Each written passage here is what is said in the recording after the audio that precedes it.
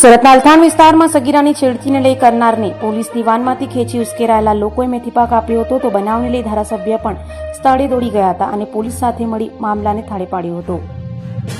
સુરતમાં નાની બાળાઓ સગીરાઓ પર નરાધમો નજર બગાડતા હોવાના કિસ્સાઓને લઈ લોકોમાં આક્રોશ જોવા મળી રહ્યો છે. ત્યારે અલથાણમાં સગીરાની છેડતી કરાતા ચકચાર મચી ગઈ હતી. એક સગીરા ટ્યુશનેથી ઘરે જતી હતી ત્યારે તેની છેડતી કરાઈ હોવાની ઘટનાની જાણ થતાં જ તાત્કાલિક લોકો ભેગા થતા પોલીસ દોડતી થઈ ગઈ હતી અને પોલીસે ગણતરીના સમયમાં જ આરોપીને ઝડપી પાડ્યો હતો. જોકે આરોપીને પોલીસ મથકે લઈ જવાયો ત્યાં જ લોકોએ પોલીસ જીપમાંથી આરોપીને કાઢી ઢોર માર માર્યો હતો. તો બીજી તરફ ધારાસભ્ય મનુભાઈ પટેલે પણ સ્થળે દોડી ગયા હતા અને મામલાને થાળે પાડ્યો હતો. લોકોમાં આરોપી સામે ભારે આક્રોશ જોવા મળ્યો હતો અને કડક સજાની માંગણી સાથે પોલીસ મથકનો ઘેરાવ કર્યો હતો. જોકે પોલીસે સમજાવીને मामलो थाड़े पाड़્યો હતો.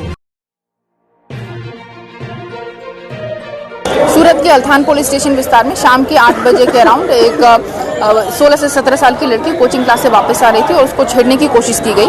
जो उसकी कोचिंग क्लास के टीचर्स थे और आजू बाजू के लोग इमीडिएटली उसको आरोपी को पीसीआर बुला करके पकड़ के लेकर के पुलिस स्टेशन पर आ गए. यहाँ पर आते ही उसके प्रेजेंस और टीचर के उसके पेरेंट्स और टीचर के प्रेजेंस में उसकी फरियाद ली जा रही है और आरोपी हमारे हिरासत में है. यहाँ पर कुछ भीड़ इकट्ठा हुई थी जो कुछ गैर व्याजबी रजवाते कर रही थी. उसको पहले समझाने की कोशिश की गई लेकिन वो जब माने नहीं तो थोड़ा सा बल प्रयोग करके उनको यहाँ से हटा दिया गया है. ये कौन आरोपी है? आरोपी का एग्जैक्ट डिटेल्स अभी हम ले रहे हैं. लगभग 35 से 40 इसकी उम्र है. कुछ शेख करके नाम है और शायद लोकल है. કે જો બધા હતા આવ્યા મારી દીકરી માટે આટલા બધા બાર પબ્લિક ભેગી થઈ એ માટે બધાનો ખૂબ ખૂબ આભાર. અને મેં મારી છોકરીની છેડતી થઈ એ માટે પોલીસ સ્ટેશનમાં એફઆઈઆર લખાયો તો મને પેલું પોલીસ સ્ટેશનમાંથી સરસ અને સારો સહકાર મળ્યો છે કે કાલે મારી છોકરીને ન્યાય મળશે.